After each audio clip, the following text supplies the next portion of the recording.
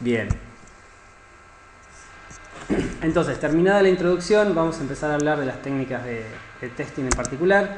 En la clase pasada habíamos estado viendo los distintos tipos de testing en función del momento en el ciclo de vida del software, ¿sí? Y este énfasis que hacíamos que a medida que yo voy avanzando en el ciclo de vida, en las distintas etapas, ya puedo estar definiendo cómo voy a hacer el testing. Y una vez que yo tengo la implementación, empiezo a ejecutar el test, ¿sí? En la clase de hoy vamos a hablar de testing estático, ¿sí? ¿Se acuerdan que habíamos visto distintas clasificaciones del testing? Cuando hablábamos del testing estático era aquel donde yo no ejecuto el objeto de test, ¿sí? En este caso lo que yo voy a hacer va a ser un chequeo manual en el sentido de que no lo voy a ejecutar, así también como un análisis, ¿sí? De vuelta, el objeto de test no se va a ejecutar. Hay muchas formas de hacer un testing estático. Hay formas que son muy generales, hay formas que son muy informales. En cualquier momento, cuando uno está mirando un código fuente, está haciendo un testeo estático, ¿sí? Cuando uno mira algo y dice, uy, te faltó un punto y coma, uy, fíjate que no estás haciendo bien esto, eso es básicamente un testing estático. Y en esto lo estamos aplicando a código de programación. Leer un documento Word también es hacer un testing estático, ¿sí? Leer la especificación de un problema, leer los casos de uso de un sistema, es también hacer un testing estático. El mismo corrector ortográfico se considera un testing estático. Porque de vuelta, todo esto va a buscar errores, y si yo encuentro errores acá, como dije antes, son más fáciles de corregir. Aún un error ortográfico puede cambiar la interpretación de una oración, que puede afectar cómo se implementa una funcionalidad. Así que por eso consideramos el corrector ortográfico también un testing estático. Puede parecer en un principio que el testing estático es, bueno, sí, es el hermanito menor del testing dinámico. Pero la realidad es que el testing estático es muy potente y es muy recomendable. De vuelta, por esta idea de que es muy económico, es muy fácil de hacerlo. Es muy barato de hacerlo. Más que nada pensando que en muchos casos poder ejecutar el software requiere, como habíamos dicho antes, primero que el software esté completo, que no siempre es fácil y eso a veces se demora mucho. Que el software esté compilando, también puede ser un problema. Que el software requiera una infraestructura, una plataforma, un conjunto de datos de entrada que no sean triviales. Todos esos son problemas que favorecen el testing estático, ¿sí? Acá se sigue manteniendo, como habíamos dicho, el espíritu que tenemos siempre en la materia, que es comparar lo observado con lo esperado, ¿sí? En este caso lo esperado va a ser, según qué estamos observando, un requerimiento, un estándar, una especificación o simplemente el uso correcto de un idioma o un lenguaje. ¿Está bien? Vamos a hablar en el contexto de testing estático de dos grandes grupos, lo que se llaman las examinaciones grupales estructuradas y lo que es el análisis estático, ¿sí? Vamos a empezar primero por las examinaciones grupales estructuradas, que en este caso se basa en mirar código. Lo que vamos a hacer acá es darle mucho nombre y mucha formalidad a cosas que ya hacemos en forma informal, ¿sí? Y acá nos vamos a basar en la capacidad que tiene el humano de abstracción y de detección de errores, ¿sí? Esa va a ser nuestra principal arma en este tipo de testing. Dentro de esta idea de mirar código hay distintas formas de hacerlo, ¿sí? Y en muchos casos depende de cuánta formalidad queremos tener nosotros en el proceso de mirar código. Yo le puedo dar a ella una operación implementada, un código fuente, ella lo mira, me hace un par de observaciones y me lo devuelve. Entonces es totalmente informal. Podemos hacerlo mucho más formal, ¿sí? Podemos tener un moderador que coordine la reunión, que fije la reunión, que diga dónde se hace la reunión, cuándo se hace la reunión, quiénes participan de la reunión. Lo podemos hacer tan formal que se vuelve insoportable. Pero la realidad es que tenemos todos esos grados de flexibilidad. Y de vuelta, son cosas que uno ya hace normalmente, solamente que acá le vamos a dar mucho nombre y en algunos casos mucha formalidad. Está documentado que en una examinación formal uno puede llegar a encontrar el 20% de los errores, mientras que en una formal se puede llegar al 80%. Cuando hablamos de una formal estamos hablando de una revisión donde hay mucha preparación. Entonces, esa preparación, que puede sonar como una pérdida de tiempo, ayuda a la detección de errores, ¿sí? La informal siempre va a ser más rápida, más sencilla, pero no la más efectiva, ¿sí? La preparación, lo que es la formalidad del proceso, nos va a permitir a nosotros encontrar más errores. ¿Qué es lo que tenemos? ¿Cuáles son las opciones que tenemos en lo que son las examinaciones grupales? La primera es la que se conoce como revisión de pares, peer review. Es básicamente pedirle a un compañero que nos mire el código. Eso es un peer review. El objeto de test va a ser revisado o inspeccionado por alguien que sea un par al autor del mismo, alguien que conozca de programación, que conozca de desarrollo, y esos pares nos van a proveer a nosotros feedback sobre el objeto de test. ¿Está bien? Acá más que nada lo que se aprovecha es la capacidad de una persona para entender la semántica de las cosas. Cuando uno dice la semántica, uno está diciendo el significado. ¿Sí? El compilador no entiende la semántica. El compilador ve una BNF, un conjunto de instrucciones, un for, con un if y un retorno. Que ese for sea para buscar el más grande, el más chico, un elemento en particular, el compilador no lo entiende, el programador sí lo entiende. Entonces, con ese conocimiento extra, que es la semántica de las cosas, uno puede encontrar o buscar errores más específicos, más particulares a lo que se quiere hacer y no cómo se está haciendo, ¿sí? Y eso no es fácil de automatizar, porque no es fácil de representar la semántica de las cosas. Y esto es muy importante, la revisión de pares es una inspección, no es una crítica al programador, no es una evaluación del programador, y eso es muy difícil de separar.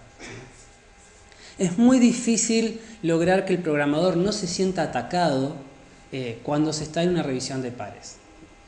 Por eso es que se empieza a agregar formalidad, porque la formalidad a mí me hace tener, por ejemplo, un moderador. Yo soy el autor, él es el revisor. Si nosotros lo hacemos solos, por ahí se generan situaciones incómodas. En cambio, si hay un moderador, alguien que sepa manejar gente, va a hacer que el proceso sea mucho más amigable. ¿Está bien? Y también está bueno entender, desde el punto de vista del autor que está haciendo su código revisado, que lo que se está buscando es mejorar la calidad del código. Nada más, no criticar al programador.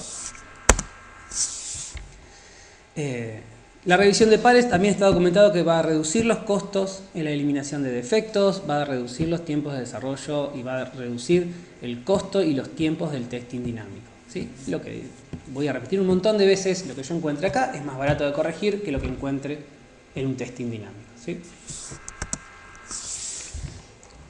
Como un proceso, ¿sí? La revisión de pares tiene muchas etapas. A veces la etapa, cuando uno lo hace muy informal, es un segundo, es decir, vamos a hacerlo, ya está, eso es planning. ¿Sí? En procesos más complejos, en lugares o en software factories que siguen ciertos estándares, que tienen ciertas, no me sale el nombre ahora, estándares de madurez de desarrollo de código, estos procesos tienen que estar documentados. ¿Sí? Es parte de la ISO que certifican que todo este proceso quede por escrito. ¿Sí? ¿Qué forma parte de este proceso? Lo que es la planificación, ¿sí? La definición de qué código se va a revisar, cuáles son los autores de ese código, quiénes van a ser los revisores, cómo elijo yo los revisores. Tengan en cuenta, en mi caso particular, yo trabajé un tiempo en Buenos Aires en Exacta, una software factory que después se mudó, tiene acá oficinas en Bahía Blanca. Y participé de una revisión de pares. Esto lleva un día entero, es mucho tiempo, ¿sí? Y toda la gente que está involucrada acá es gente que ese día no está trabajando de otra cosa. Entonces no es sencillo coordinar este tipo de trabajos, ¿sí? Hay una planificación donde se organiza todo, hay un overview donde se revisa qué es lo que se va a hacer, se revisa la planificación. Hay una preparación en la cual los revisores tienen tiempo para revisar el código, definir bien qué es lo que van a buscar, generar, si corresponde para el caso, un informe sobre la revisión que están haciendo. Después viene la reunión donde hay un moderador que coordina y los revisores dan el feedback sobre lo que estuvieron viendo. A partir de ese feedback se hacen modificaciones sobre el código y después hay un follow-up, una revisión de que efectivamente se hayan hecho esas modificaciones, ¿sí? Todo esto lleva tiempo. Por ahí uno, cuando plantea este tipo de técnicas en una empresa, decir, bueno, ¿por qué no haces una revisión de pares? Por ahí la empresa lo que les va a decir es, no, mira, yo no puedo tener 4 desarrolladores, 3 desarrolladores todo un día ocupados en esto cuando no estoy llegando con el deadline que me impone el cliente. Entonces, estas técnicas son buenas, pero como cualquier técnica que lleva tiempo, es complicado ese manejo, ¿sí? Porque a veces los recursos son pocos, son muy críticos y no puede estar una persona dedicada a esto todo un día. ¿Está bien? Por eso muchas veces se vuelve a la informalidad, porque hace que eso todo sea más rápido, por lo menos se hace, pero se hace con menos tiempo. ¿Cuáles son los roles que aparecen dentro de una revisión de pares? Y de vuelta, a veces una persona cumple más de un rol. Está el manager, ¿sí? Que es el que va a decidir qué se va a revisar, quiénes lo van a revisar. El moderador, que es el que va a coordinar la reunión y va a asegurar que esto no se transforme en un domo de guerra a muerte. El autor, que es el que escribió el código, que de vuelta no se tiene que sentir atacado por esto. Los revisores, que tienen que hacer mucho énfasis en que están revisando el código y no están criticando el autor. Y por lo general se recomienda algún tipo de persona o aparato que registre todo esto, que genere una especie de minuta de la reunión para que quede documentado cuáles fueron las observaciones y los cambios que hay que hacer. ¿Está bien? Y como les decía, esto tiene problemas, que las personas no estén disponibles, que las personas no estén capacitadas, porque manejar gente es extremadamente complicado, ¿sí? El trabajo del moderador es muy crítico, no alcanza con poner a otro desarrollador como moderador, debería ser alguien que tenga un poco de calidad humana en el manejo de la gente. Esto puede llevar tiempo y no hay nada peor que una reunión que lleva más tiempo del necesario. Todo el mundo se pone de mal humor. En el momento en que una reunión lleva más tiempo del necesario, uno empieza a sentir que está perdiendo el tiempo, ¿sí? Y eso predispone mal a todo el mundo. Entonces el manejo de los tiempos es muy importante. Es necesario contar con material de apoyo, ya sea el código que esté disponible en tiempo y en forma para los revisores, que los revisores tengan algún medio apropiado para dejar por escrito el feedback. Alguien puede decir un Word, sí, está perfecto, que sea un documento Word, pero que esté disponible. Que lo puedan acceder y que lo puedan transmitir y que lo puedan mandar y recibir y todo lo que haga falta. Y que todo esto se gestione bien, ¿sí? Que el autor sepa con tiempo que le van a revisar un código, que el código esté disponible para los revisores, que todo eso se haga con una buena gestión. Hola.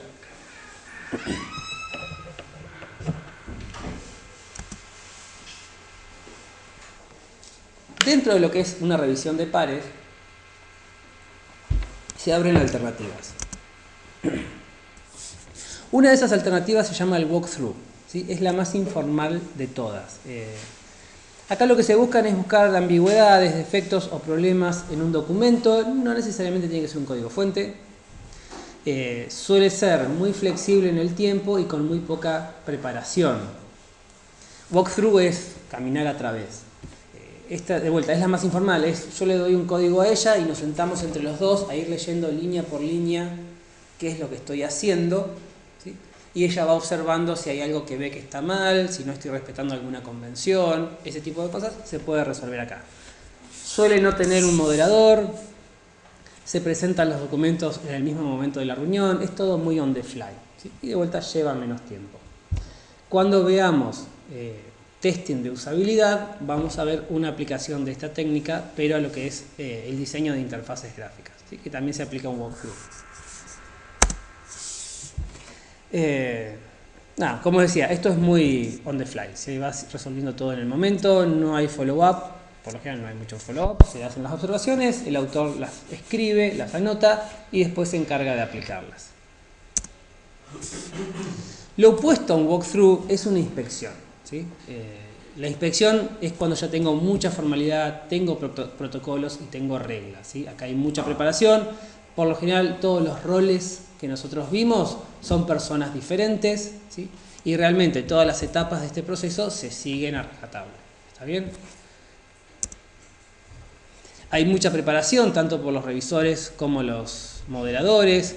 Las cosas se entregan por escrito y después en la reunión lo que se hace es revisar esos escritos.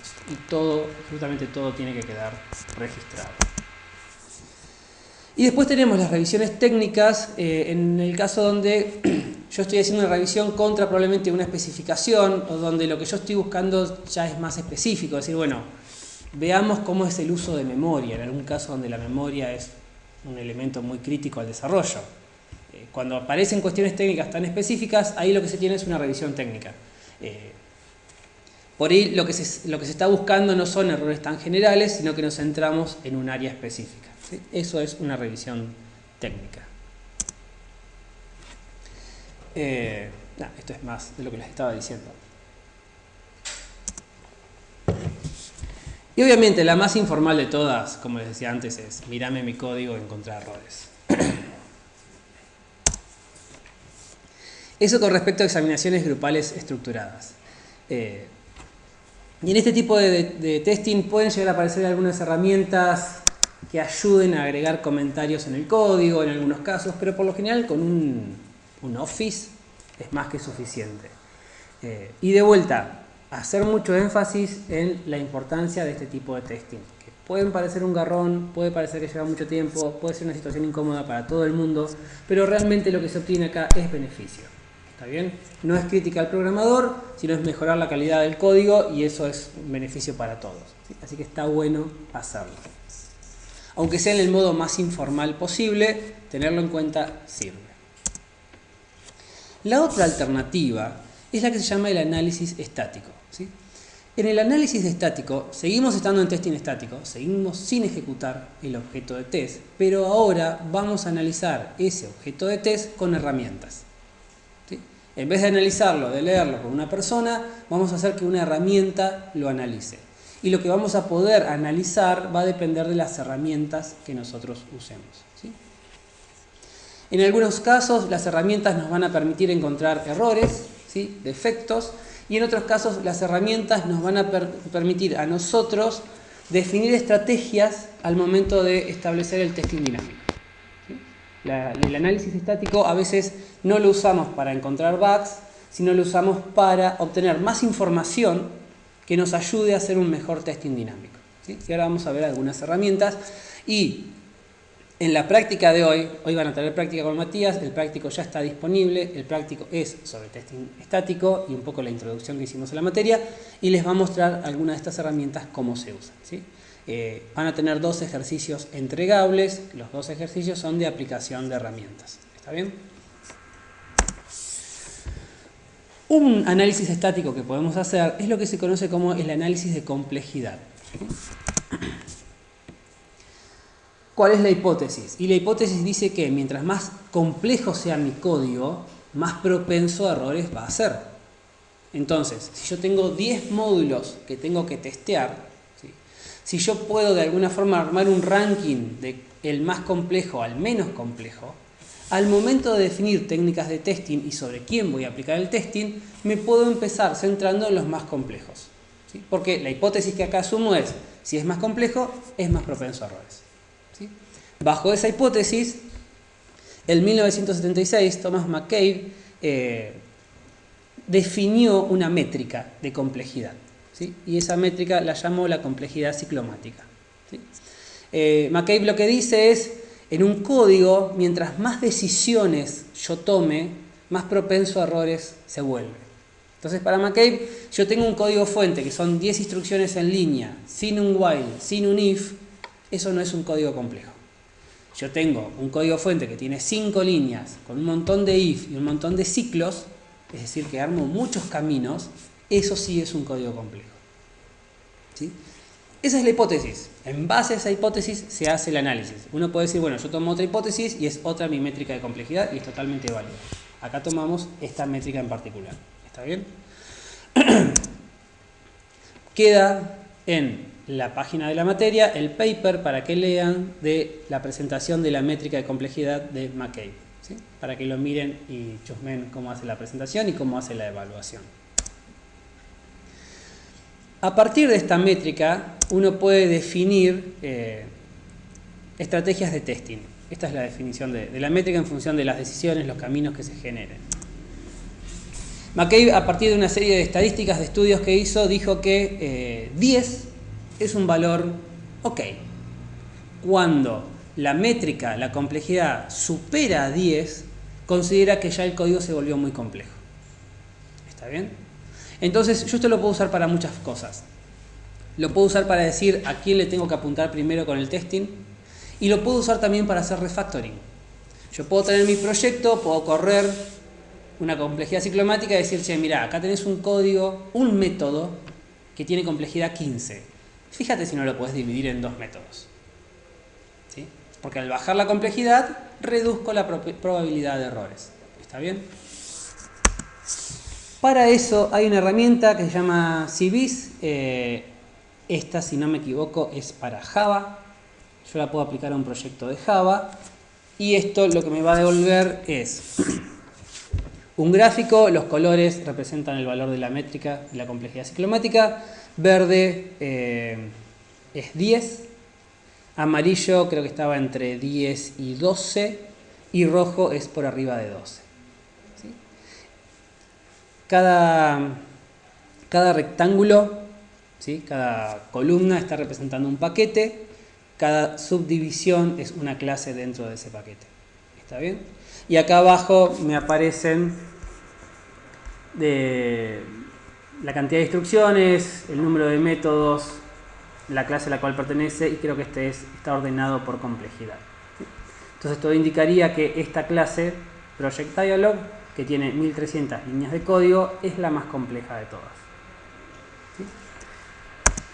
Lo pueden descargar y lo van a tener que descargar desde ese link. PHmetrics es equivalente, pero para PHP. ¿Sí? También es una herramienta, yo le aplico a un proyecto de PHP, no sé si puse, no. Y esto también genera un gráfico con los distintos módulos, con colores define el valor de la complejidad ciclomática y también da estadísticas de distintos tipos. ¿Sí?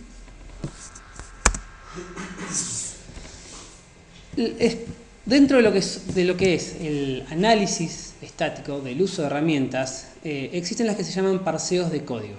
¿Sí? El parseo de código es básicamente analizar las cadenas de caracteres y símbolos, ¿sí?, que yo tengo en mi código fuente y ver si respetan un conjunto de reglas o gramáticas. ¿Sí? Básicamente, si yo tengo la BNF del lenguaje, revisar que mi sintaxis respete esa BNF es un parseo de códigos y eso es testing estático. Que Eclipse lo hace todo el tiempo. ¿Sí? Eclipse, mientras estamos programando, está aplicando un montón de técnicas que vamos a ver ahora, que son técnicas de testing estático. ¿Sí? Chequear contra el compilador, que está todo bien escrito, eso es testing estático. El uso de estándares de programación también es un testing estático y también está bueno acostumbrarse a seguir estándares de programación, porque los estándares ayudan a que las cosas sean más fáciles de leer. ¿Sí? Lo mismo que las guías. Está bueno cuando uno va a trabajar en algún lugar conocer cuáles son los estándares de programación, porque ese es el tipo de cosas que van a revisar los revisores en una revisión de pares. ¿Sí? Obviamente no es sencillo, muchas veces uno está apurado, muchas veces uno se olvida y si no tiene una herramienta que enfatice los estándares de programación, uno no suele hacerlo, pero está bueno respetarlos. Porque no solamente hace que el código se vea mejor, sino que los estándares de documentación funcionan también como una documentación. ¿Sí? Es una forma de entender qué es lo que hace la operación si yo respeto los estándares de programación. Por ejemplo, constantes en mayúsculas, los nombres de las funciones que empiecen con F, los nombres de las componentes gráficas que empiecen con el tipo. Este en realidad lo hago yo. Me resulta muy cómodo porque siempre me olvido los nombres que les doy a las componentes. O sea, yo sé que tengo un campo que es para ingresar la edad y nunca me acuerdo qué nombre le puse, pero sé que es un JTextField. Entonces, como Eclipse tengo el autocompletar, ¿qué hago? Y pongo JTextField y me aparecen todos los JTextField, porque el nombre de la variable empieza con JTextField. Eso me simplifica la programación, ¿sí? Y es seguir un estándar de programación. ¿Está bien? Esta es otra herramienta que creo que la van a tener que usar para la práctica, que chequea estándares de programación. ¿Sí? Uno define en un documento cuáles son las reglas para nombrar cosas Y esta aplicación lo que hace es chequear el código fuente para revisar que todo el mundo está respetando esas reglas. Y también está como un plugin para Eclipse. Esto es lo que van a usar en la práctica y creo que hoy Matías les va a mostrar cómo instalarlo, ¿sí? Y algún ejemplo. Existen convenciones de programación y Java tiene un documento, es del 97, pero Java tiene documentadas todos los estándares de programación, son muchos. Y por lo general todas las empresas de desarrollo de software tienen sus propios estándares. Ese, por ejemplo, es el estándar de Google, ¿sí? Y ahí pueden ver, por ejemplo, qué estándares usan para la nomenclatura de funciones, componentes gráficas y ese tipo de cosas.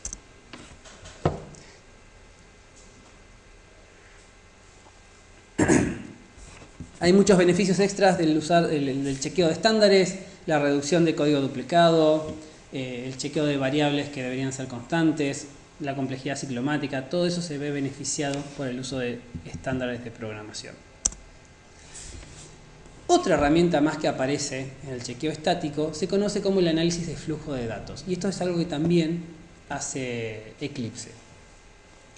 El análisis de flujo de datos lo que hace es un análisis de cómo nosotros definimos y usamos variables, ¿sí? Esto se acerca mucho a la ejecución del código, pero no es ejecución del código, es mirar con mucho detalle lo que está escrito en el código, ¿sí? ¿En qué se basa esto? Esto se basa en mirar cuándo nosotros definimos una variable, cuándo la usamos y cuándo la destruimos. Y esos tres tipos de uso que yo puedo hacer de las variables, si yo los miro tomados de a dos, me puede ayudar a encontrar errores.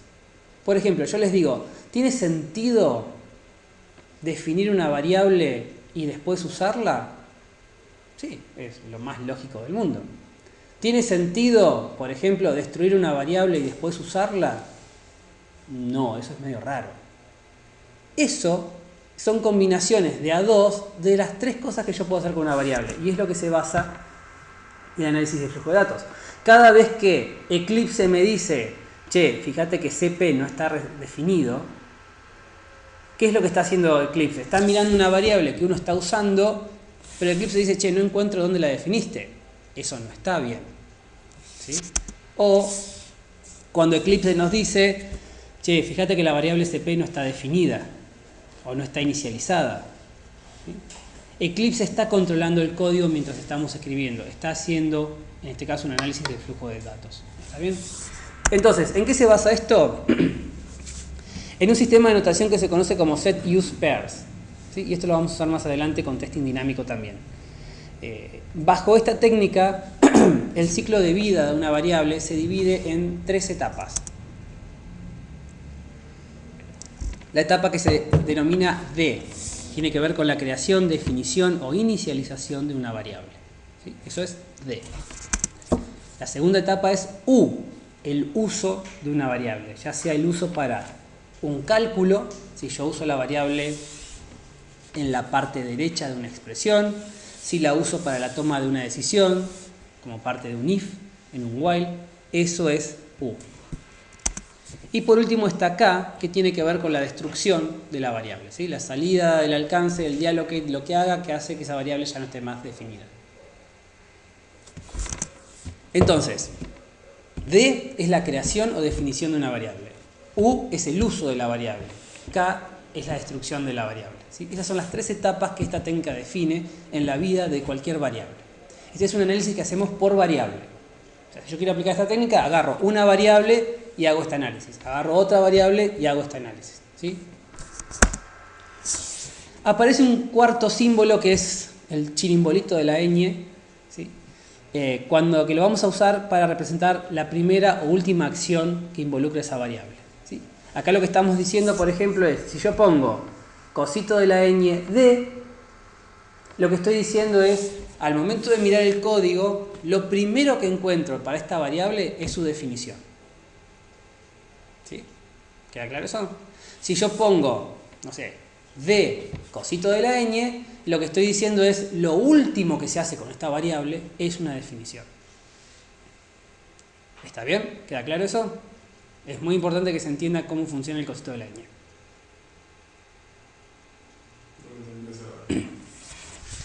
acá nosotros vamos a hacer un análisis de qué pasa con las variables, ¿sí? Imagínate que vos tenés todo tu código fuente. Acá empieza y va a ir hasta acá.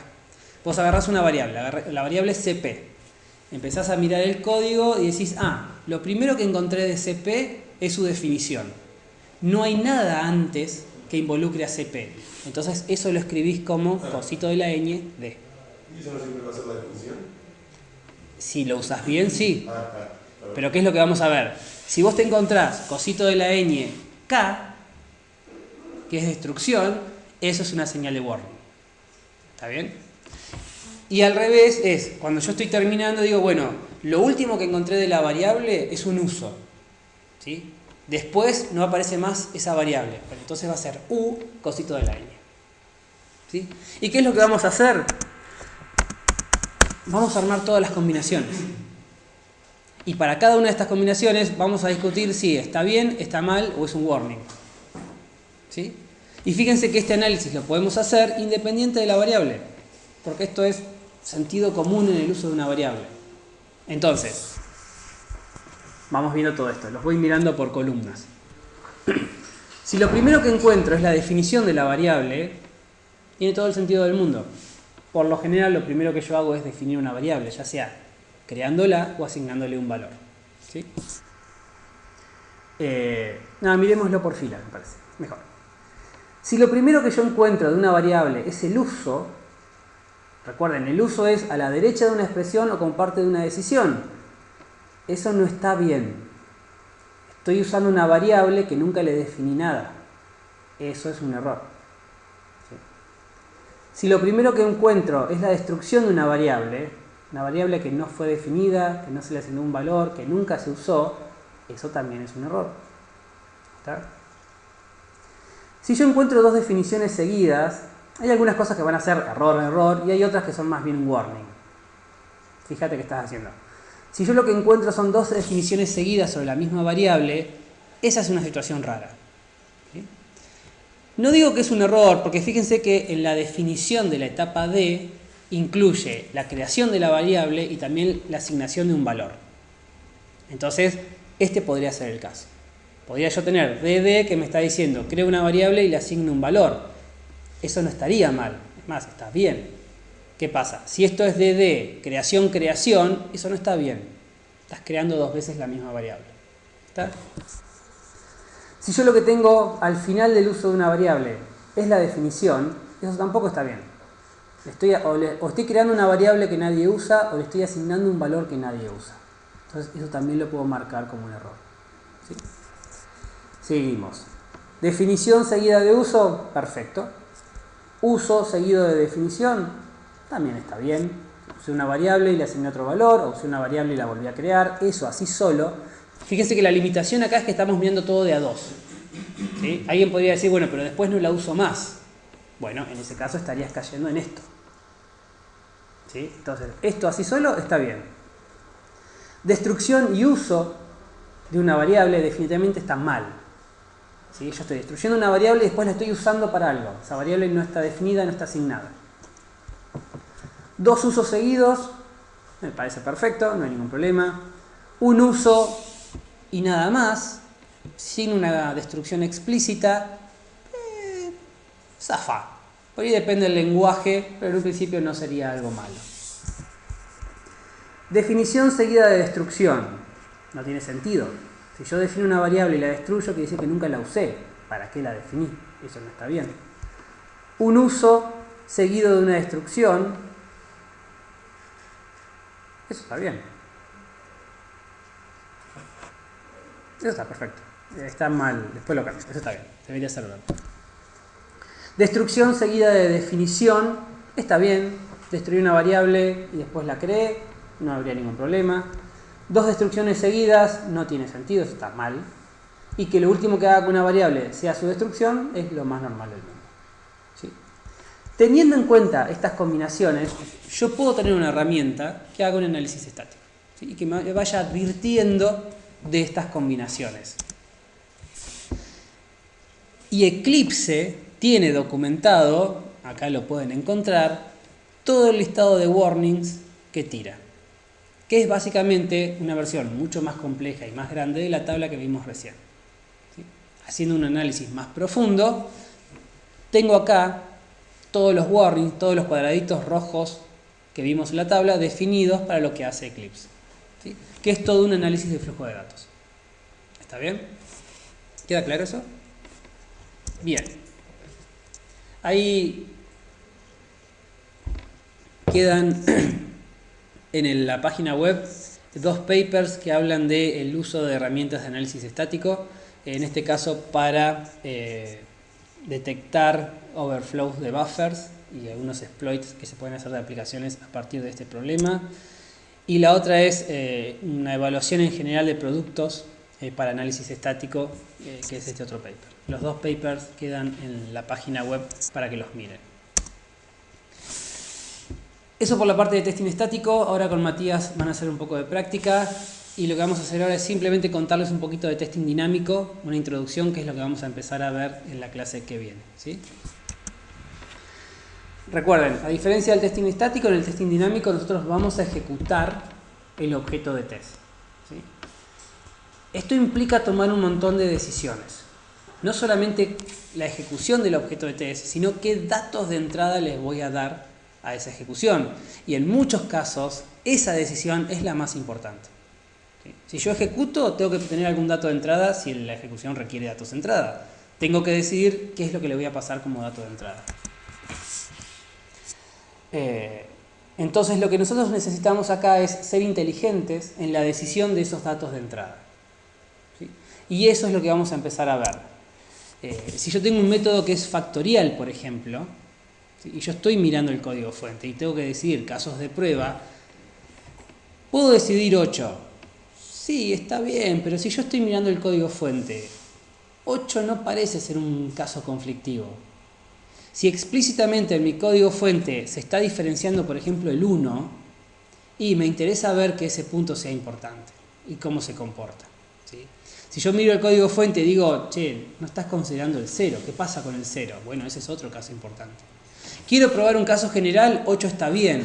Si pruebo 8, por ahí no tiene mucho sentido probar con 9 también. No hay mucha diferencia, ¿sí? Y recuerden, yo quiero generar la menor cantidad de casos de test porque quiero dedicarle el menor tiempo posible, pero que sean los mejores casos de test del mundo, ¿sí? Y en eso es lo que vamos a intentar lograr.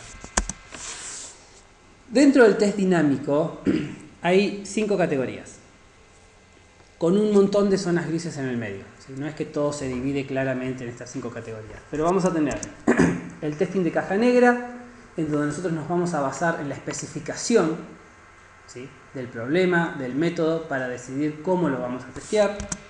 El testing de caja blanca, donde nos vamos a basar en el código fuente para definir cómo lo vamos a testear.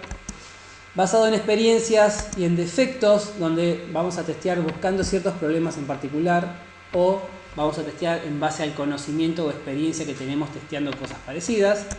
Y lo que es el análisis dinámico, que en forma equivalente al análisis estático va a ser ejecutar el objeto de test y analizarlo con herramientas, ¿sí? Eso es lo que vamos a ir viendo. En todos estos casos aparecen 2 conceptos que son muy importantes, que los vamos a desarrollar un montón: el concepto de modelo y el concepto de cubrimiento. Cada técnica de testing debería definir claramente cuál es el modelo y cuál es el cubrimiento. ¿Qué representan estos conceptos? Cada técnica de testing, ¿sí?, me tiene que a mí explicar cómo vamos a generar los casos de test. Por ejemplo, generar casos de test para cada número que aparezca en un condicional. Generar tantos casos de test como apariciones del símbolo menor haya. Todos esos son modelos. El modelo es la maquinita que me tira casos de test, ¿sí? Eso tiene que definir la técnica. La técnica tiene que explicar cómo se generan los casos de test. Eso vamos a llamar modelo.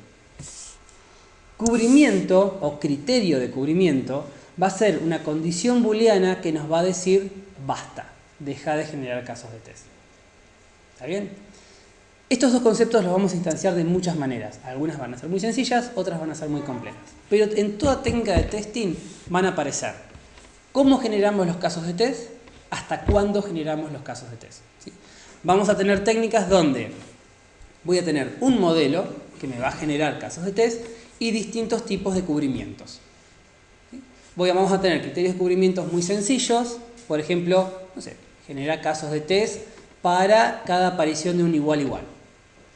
Ok, ese es un cubrimiento. Claramente tengo más cosas para considerar, porque pueden aparecer otras cosas en un condicional de un if, si es eso a lo que le estoy prestando la atención. Entonces quizás tenga otro criterio de cubrimiento que va a ser mejor, pero más complejo. Entonces acá aparece una relación de este estilo, ¿sí? Voy a tener modelos y criterios muy sencillos, muy fáciles de aplicar, que no me van a detectar muchas cosas. Y vamos a tener modelos y criterios extremadamente complejos, donde vamos a pasar más tiempo logrando descubrir cuál es el caso de test que hay que probar, pero que va a ser fabuloso, ¿sí? Y en todo esto hay un balance. ¿Está? Y vamos a ver las ventajas y desventajas de todo eso y cuándo más o menos se van aplicando. ¿Está? Bien, vimos entonces testing estático, chequeo manual del objeto, hay muchas formas de hacerlo con distintos grados de formalidad y el uso de herramientas para hacer un análisis estático, ¿sí? Eso es lo que van a ver ahora con Matías en la práctica. ¿Alguna consulta o duda que tengan para